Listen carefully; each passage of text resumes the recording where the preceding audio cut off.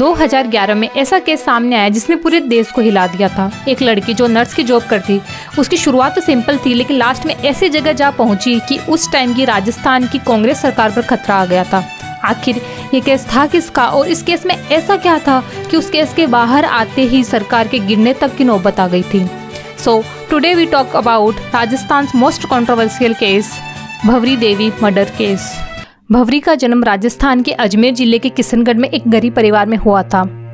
भंवरी बचपन से ही दिखने में काफ़ी खूबसूरत थी और उसके माता पिता मजदूरी करके 2 टाइम की रोटी कमाते थे। भंवरी सरकारी स्कूल में पढ़ने जाती थी, लेकिन वह सिर्फ 8th क्लास तक ही पढ़ पाई और जब वह 16 साल की हुई तो उसकी शादी अमरचंद से कर दी गई थी। अमरचंद जोधपुर का रहने वाला था।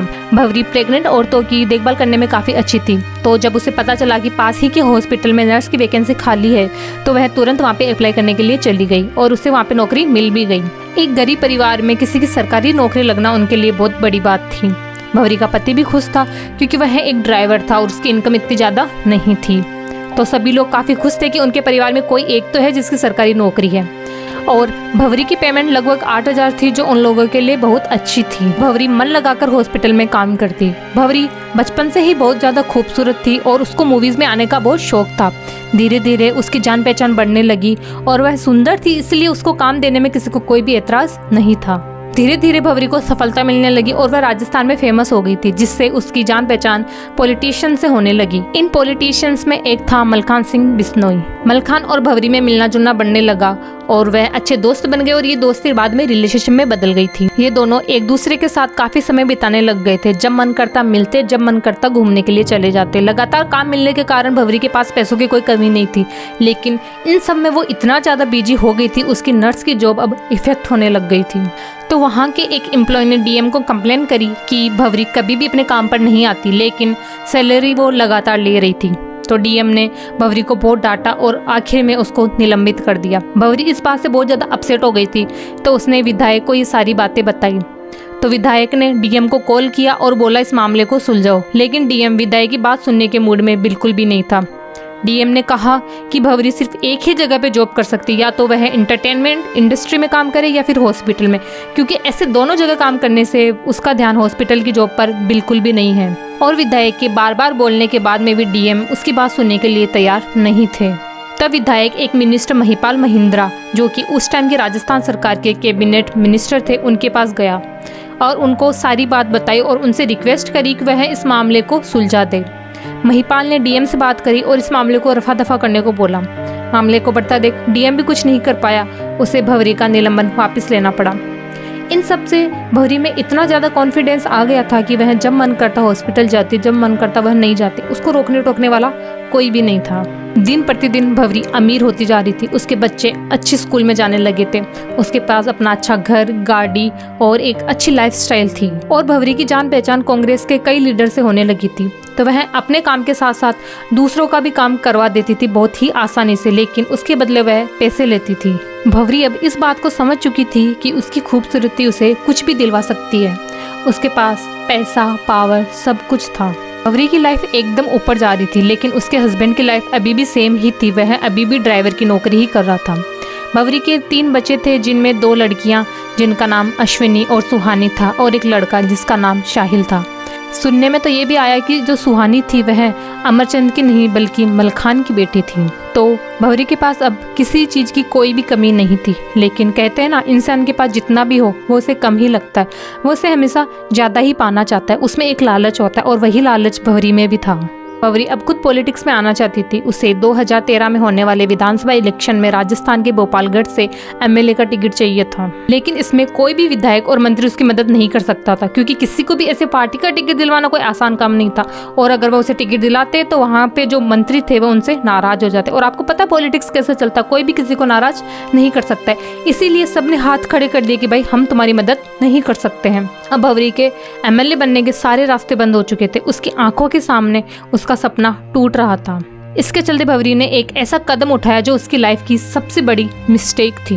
भंवरी ने मलखान और मंत्री दोनों को ब्लैकमेल करना शुरू करा। भंवरी ने उन दोनों से कहा कि उसके पास एक 52 मिनट की सीडी है जिसके अंदर उन दोनों की साली काली करतूतें हैं जो उन्होंने भंवरी के साथ की थी। इसमें वो सब कुछ है जो आप दोनों को बर्बाद करने के लिए काफ़ी है। इसमें ऐसी चीज़ें हैं जो आपकी पॉलिटिक्स ही नहीं, पर्सनल लाइफ को भी ख़त्म कर सकती है। सोचो, अगर ये सीडी में अपोजिशन को दे दूँ तो, और वो उसको मीडिया में बांट दे तो तुम दोनों की क्या इज्जत रह जाएगी।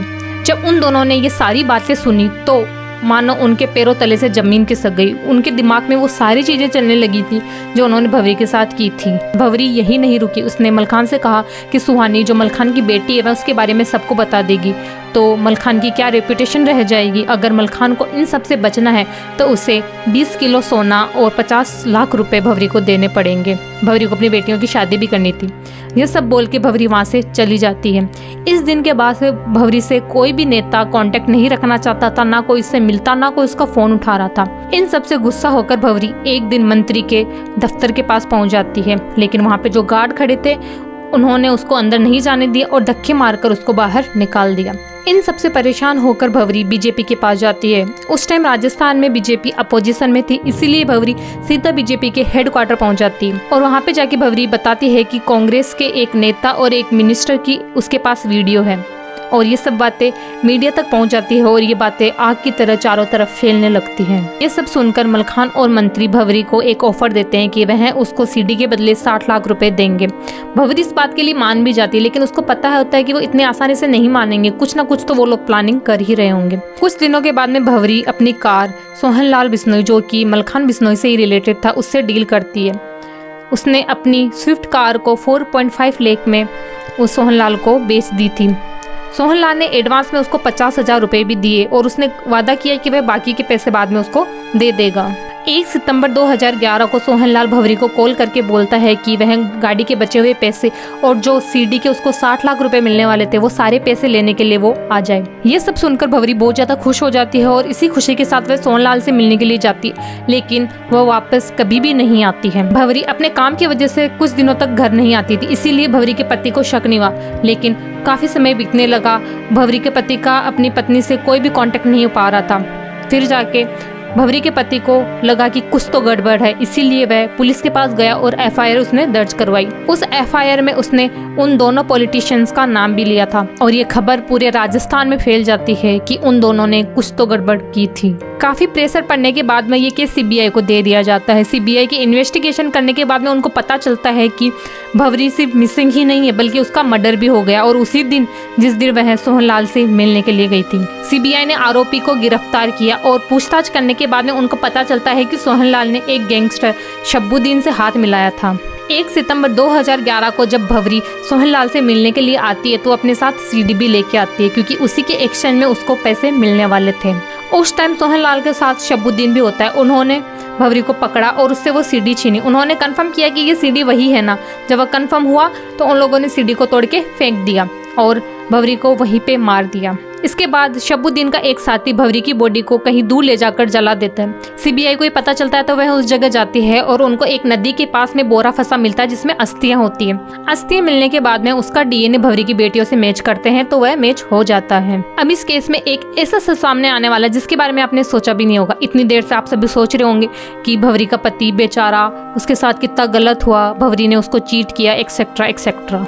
लेकिन अब मैं आप लोगों को जो बताऊंगी उससे आप सभी शॉक्ड हो जाओगे। जब भंवरी के मर्डर की प्लानिंग हो रही थी तो भंवरी का जो पति अमरचंद था वह भी इसमें शामिल था। भंवरी ने जो भी किया था उसकी वजह से वह अपने पति की नजरों से गिर चुकी थी। अमरचंद की आंखों में भंवरी के लिए बिल्कुल इज्जत नहीं बची थी और कहीं ना कहीं अमरचंद की नजरें भंवरी के पैसों पे थी। उसे लगा भंवरी मर जाएगी तो सारा पैसा उसका हो जाएगा, इसीलिए उसके मर्डर की प्लानिंग में वो शामिल था। और ये केस जब कोर्ट में गया तो महिपाल, मलखान और अमरचंद समेत 17 लोगों को अरेस्ट किया गया। 17 अक्टूबर 2017 को उस मंत्री की मौत जेल में ही बीमारी की वजह से हो गई और मलखान, उसका तो पॉलिटिकल करियर खत्म ही हो गया और अमरचंद वो अभी भी जेल में ही है। और इस तरह एक सिंपल सी लड़की जो नर्स की नौकरी करती थी उसकी लाइफ में इतने ट्विस्ट एंड टर्न आते हैं और उसकी इतनी सारी गलतियों की वजह से उसने अपनी जिंदगी गंवा दी। इस केस ने बहुत सारे लोगों की जिंदगी बर्बाद कर दी। आई होप आप लोगों ने इस केस से सीखा होगा कि कैसे लालच एक इंसान को खत्म तक कर सकता है। प्लीज़ आप लोग मेरी वीडियोस को शेयर करके लोगों में थोड़ी अवेयरनेस फैलाने की कोशिश जरूर करना। ये केस यहीं पे ख़त्म होता है। मैं आप लोगों से मिलती हूँ नेक्स्ट वीडियो में।